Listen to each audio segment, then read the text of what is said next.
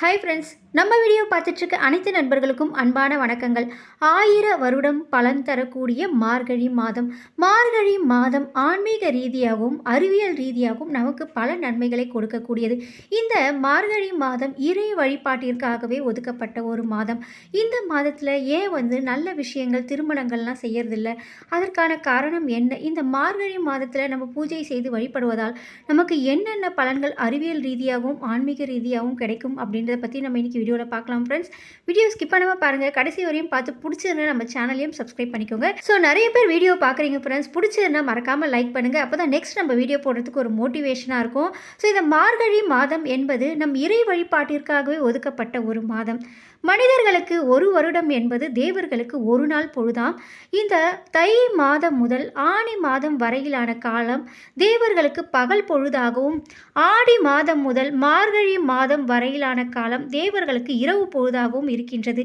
இந்த இரவு காலம் முடிந்து பகல் விடியும் அதிகாலை நேரமாகத்தான் இந்த மார்கழி மாதம் இருக்கிறதுனால இந்த மார்கழி மாதம் முழுவதுமே நாம் அதிகாலையில் எழுந்து வழிபட்டால் நம் 1000 வருடம் பூஜை செய்வதற்கான பலன் நமக்கு நிச்சயம் கிடைத்துவிடும். இந்த மார்கழி மாதத்தில் தான் பல நிகழ்வுகள்லாம் நிகழ்ந்திருக்கின்றன. சிவபெருமான் ஆழகால விஷத்தை உண்டு தேவர்களை காத்ததும் இந்த மார்கழி மாதத்தில் தான். விஷ்ணு பகவான் மலையை குடையாக பிடித்து மக்களை காத்ததும் இந்த மார்கழி மாதம். வைகுண்ட ஏகாதசி, ஆருத்ரா தரிசனம், அனுமன் ஜெயந்தி, போகி பண்டிகை என பல நிகழ்வுகள் இந்த மார்கழி மாதத்தில் தான் நிகழ்ந்துள்ளது. ஆண்டாள் திருப்பாவையை எழுதியதும் இந்த மார்கழி மாதம். இத்தனை சிறப்பு அம்சங்கள் நிறைந்த மார்கழி மாதத்தில் ஏன் சுப நிகழ்வுகள்லாம் செய்யக்கூடாதுன்னு சொல்கிறாங்க? இந்த மார்கழி மாதமானது இறை வழிபாட்டிற்காக மட்டுமே ஒதுக்கப்பட்ட ஒரு மாதம். ஸோ அதாவது பார்த்தீங்கன்னா, நம்ம ஒவ்வொரு மாதத்திலும் ஒவ்வொரு இறைவனுக்கு உகந்த மாதம் அப்படின்னு சொல்லிட்டு நம்ம வழிபடுவோம். ஆனால் இந்த மார்கழி மாதம் மட்டும் பார்த்தீங்கன்னா நம்ம அனைத்து தெய்வங்களுக்குமே ரொம்பவே உகந்த மாதம். தேவர்கள் விழித்திருக்கக்கூடிய மாதம், அதாவது தேவர்கள் விழிக்கக்கூடிய இந்த அதிகாலை பொழுது தான் மார்கழி மாதமாக இருக்கிறதுனால இறை வழிபாட்டிற்கு ரொம்ப ரொம்ப உகந்த மாதம். இந்த மாதத்தில் நம் வழிபடும் போது நமக்கு அதிக சக்திகள் நமக்கு கிடைக்கும். ஆன்மீக ரீதியாகவும் அறிவியல் ரீதியாகவும் நமக்கு நிறைய பலன்கள் கிடைக்கும். நம்ம மற்ற நாளில் செய்யக்கூடிய பூஜையை விட இந்த நேரத்தில் நம்ம செய்யக்கூடிய பூஜைக்கு பலன்கள் அதிகம் கிடைக்கும். இந்த மார்கழி மாதத்தில் ஏன் சுப நிகழ்வுகள்லாம் செய்யறதில்லை அப்படின்னு கேட்டிங்கன்னா, இந்த மார்கழி மாதத்தில் சதா நாம் இறைவனை மட்டுமே நினைத்து வழிபட வேண்டும். நீங்களே யோசித்து பாருங்கள், திருமணங்கள் பல சுப நிகழ்வுகள்லாம் நம்ம வச்சுருந்தோன்னா நம்ம கவனம் முழுவதுமே அதை நோக்கி தான் இருக்கும். இதை மாதிரியான சிந்தனைகள் சிதறக்கூடாது. சதா நாம் இறைவனை மட்டுமே நினைத்து வழிபட வேண்டும் என்பதற்காகத்தான் இந்த சுப நிகழ்வுகள்லாம் செய்யக்கூடாது அப்படின்னு சொல்லியிருக்காங்க. மற்றபடி நிறைய பேர் இதை பீடுடைய மாதம் அப்படின்னு சொல்லுவாங்க. அப்படியெல்லாம் ஒன்றுமே கிடையாது. இறைவனையே நம் வழிபட உகந்த மாதம் எப்படி பீடுடைய மாதமாகும்? ரொம்பவே இறைவனுக்காக நம் வழிபடுவதற்காகவே ஒதுக்கப்பட்ட ஒரு மாதம். நம் இறைவனை வழிபட்டு நம் முக்தி அடைய வேண்டும், நம் வாழ்க்கையில் நல்ல நெறிகளை கற்றுக்கொள்ள வேண்டும் என்பதற்காகவே ஒதுக்கப்பட்ட ஒரு மாதம். நீங்களும் இந்த மார்கழி மாதத்தை பயன்படுத்தி கொள்ளுங்கள். இப்போ நம்ம அறிவியல் ரீதியாக நமக்கு கிடைக்கக்கூடிய பலன்கள் என்ன அப்படின்னு பார்க்கலாம். இந்த மார்கழி மாதத்தில் தான் ஓசோன் படலமானது பூமிக்கு மிக அருகில் இருக்குமா. இந்த ஓசோன் படலத்திலிருந்து வீசக்கூடிய கதிர்வீச்சுகளிலிருந்து தூய்மையான ஆக்சிஜன் நமக்கு கிடைக்கும். இந்த தூய்மையான ஆக்சிஜன் காற்றை நாம் சுவாசிப்பதன் மூலம் நம் முகம் பொலிவு பெறுவதோடு இல்லாமல் நம் நாடி நரம்புகள்லாம் புத்துணர்ச்சி பெறும் என்று சொல்லப்பட்டிருக்கு.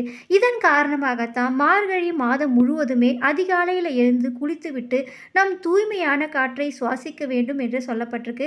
ஸோ உங்களுக்கே தெரியும், நீங்கள் மார்கழி மாதத்தில் காலையில் எழுந்துக்கிறவங்களா இருந்தால் நீங்களே உணர்ந்திருப்பீங்க. இந்த பனியில் நம்ம காலையில் எழுந்திருப்போம், ஆனால் அந்த ஒரு நமக்கு டயர்ட் கூட தெரியாது, ரொம்பவே சுறுசுறுப்பாக நம்ம இருப்போம். நம்ம முன்னோர்கள் சொல்லியிருக்கக்கூடிய நிறைய விஷயங்களில் நமக்கு அறிவியல் ரீதியாக பல நன்மைகள் அடங்கி இருக்குது. வெறும் நம்ம இந்த காரணத்தை மட்டும் சொல்லியிருந்தால் கண்டிப்பாக நம்ம செஞ்சிருக்க மாட்டோம். அப்படின்ற காரணத்துக்காகத்தான் இந்த பூஜைகள் வழிபாடுகள்லாம் சொல்லப்பட்டிருக்கு. எனவே தான் நம் அதிகாலையில் எழுந்து கோலமிட்டு தீபம் ஏற்றி வழிபட வேண்டும் அப்படின்னு சொல்லியிருக்காங்க. நீங்கள் காலையில் எழுந்து வாசலில் சாணம் கிடைத்தா தெளிக்கலாம். அப்படி இல்லைன்னா நீங்கள் தெளிக்கக்கூடிய தண்ணியில் கொஞ்சமாக மஞ்சள் கலந்து தெளிங்க. வெறும் தண்ணி தெளிக்க வேண்டாம், மஞ்சள் கலந்து தண்ணியை தெளிச்சுட்டு பச்சரிசி மாவால் கோலம் போடுங்க. இந்த பச்சரிசி மாவால் கோலம் போடும்போது பார்த்திங்கன்னா, பெண்கள் நம்ம தெரிஞ்சோ தெரியாமலோ எறும்புகளை நம்ம மிதிச்சிருப்போம். அதனால் ஏற்படக்கூடிய சாபம் விலகும். இதனால் திருமண தடைகள்லாம் ஏற்பட்டிருக்கும். அதெல்லாம் விலக வேணும் அப்படின்றதுக்காகத்தான் நம் பச்சரிசி மாவால் கோலம் போடும்போது அதை எறும்புகள் உணவாக எடுத்துக்கொள்ளும். இதனால் நம் சாபங்கள் விலகும் என்று சொல்லப்பட்டிருக்கு. கிராமப்புறங்கள் சில நகர்ப்புற கிராமப்புறங்களெல்லாம் பார்த்தீங்கன்னா கோலம் போட்டு அதன் மேலே சாணம் பிடிச்சி வச்சு அது மேலே பூசணி பூ வைக்கிறத நீங்கள் பார்த்துருப்பீங்க. இதுலேயும் வந்து பல நன்மைகள் அடங்கி இருக்குது. நம்ம வைக்கக்கூடிய அந்த பூவின் மூலம் தேனீக்களுக்கு உணவாக அமைந்திருக்கும். அது சாணத்தின் மேலே நம்ம வைக்கிறதுனால அந்த தேனீக்கள் விஷத்தன்மையும் அதில் அழிந்து விடுகின்றதாம். இது போன்று நாம் செய்யக்கூடிய ஒவ்வொரு செயலுக்கு பின்னாலும் ஒரு ஆன்மீக காரணங்கள் அல்லது அறிவியல் காரணங்கள் மறைந்திருக்கின்றது என்பதை நாம் நினைவில் கொண்டு நம் பழக்க வழக்கங்கள் முறையாக மாற்றிக்கொள்ள வேண்டும். ஆன்மீகமாக அறிவியலாக அதிக பலன்கள் தரக்கூடிய இந்த மார்கழி வழிபாட்டை சரியாக பின்பற்றி நாமும் முழு பலனை அடையலாம். நீங்களே சிந்தித்து பாருங்கள். நம்ம இந்த பூஜை வழிபாடுகள்லாம் மேற்கொள்ளும் போது கண்டிப்பாக நம்ம மன ஒருநிலைப்படும் போது நம்ம சரியான வழியில் நல்ல ஒழுக்கமான வழியில் நம்ம செல்லலாம். நாம் அதிகாலையில் எழுந்துக்கிறதுனால நம்ம சுத்தமான ஆக்சிஜன் காற்றை சுவாசித்து ஆரோக்கியமாக இருக்கலாம். அறிவியல் ரீதியாகவும் ஆன்மீக ரீதியாகவும் பல நன்மைகள் அடங்கியுள்ள இந்த மார்கழி மாதத்தில் நீங்களும் அதிகாலையில் எழுந்து பலனடைங்க. இந்த மாதிரியான பல யூஸ்ஃபுல்லான வீடியோஸ்லாம் உங்களுக்கு உடனுக்குடன் வர நம்ம சேனலையும் சப்ஸ்கிரைப் பண்ணிக்கோங்க. நெக்ஸ்ட் இன்னொரு யூஸ்ஃபுல்லான வீடியோஸோடு உங்களை சந்திக்கிறேன். தேங்க்ஸ் ஃபார் வாட்சிங்.